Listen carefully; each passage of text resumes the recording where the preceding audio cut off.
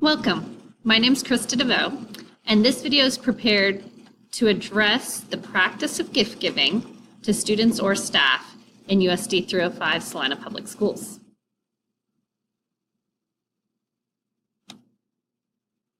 Ultimately, our goal is to avoid any sort of impropriety, and no matter how well-intentioned the gift is, we want to make sure that the public is appreciating our governance of funds in our schools.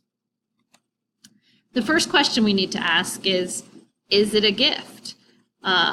This is some clarification that needs to be made. You should ask yourself, is it for personal use? Is this something that the recipient is receiving for use outside of the school? There's some examples listed here. If so, then yes, the answer is it's a gift. If instead the intended use is for the workplace and the classroom, then the answer would be no. This is not considered a gift and could be purchased using school funds.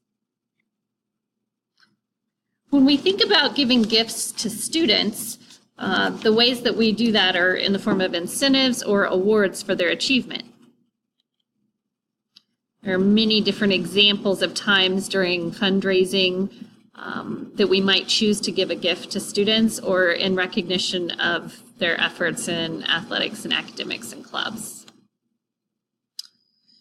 Whether it's the case of fundraising for gifts or a special achievement, we want to make sure that those gifts are age appropriate, that they don't cost much and don't interfere with the fundraising efforts, and always we're keeping in mind what the public will think of our spending of those funds.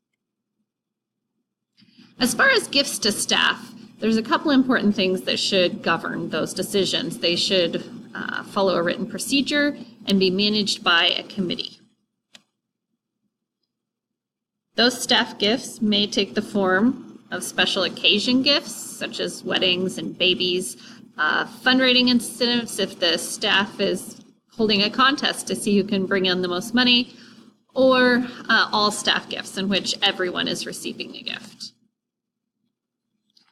In our school, we raise money for our Remembrance Fund, which we call the Social Committee, through an online auction of used items and pop sales, and we also pay dues into those accounts. So that money is managed by the committee, and they also have a set of written procedures that they use when making decisions on how to spend those funds for special occasion gifts. We also have all staff gifts that are many times funded through that same social fund, but we also receive donations from our PTO that would help us with often providing food for the staff.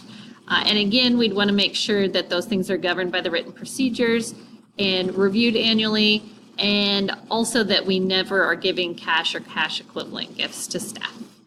If so, those would need to be considered part of their compensation, their pay.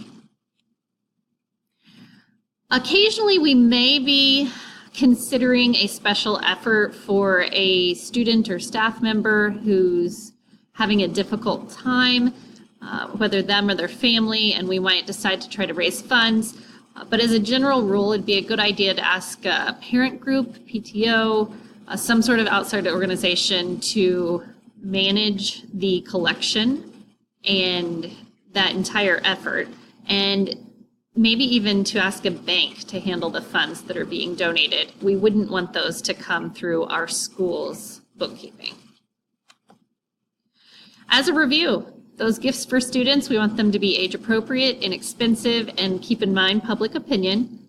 Those gifts for staff, we'd want to see those funded through the staff generated funds, the social committee, and be governed by the written procedure in that committee.